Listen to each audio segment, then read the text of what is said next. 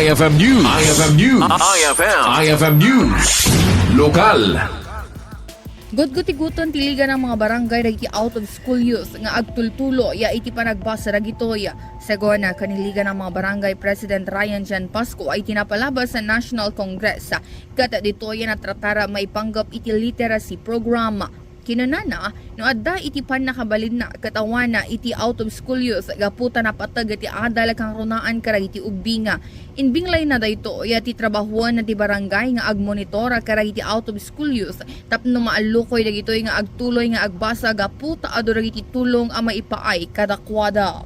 Dagiti programa iti National Liga dagiti mabaling trabahon dagiti barangay officials tayo.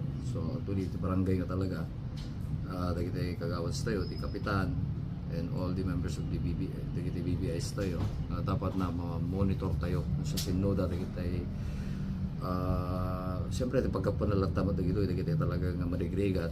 So ang sardo dagiti ubing di na kayang pagpasaon, so ada dagiti intended nga suporta nga gapu iti Liga. Of course siyempre dagiti kunamon ti barangay from the barangay mismo.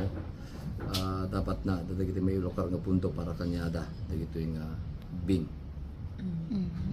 Kabayatan na patyo ni Pasko ang atikang runaan na rason ano apay saan nga agtuloy nga agbasa iti ubing ket gapo iti kinarigat ti panagpiaga.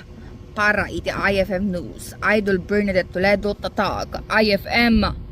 IFM News. IFM News. IFM News. Lokal.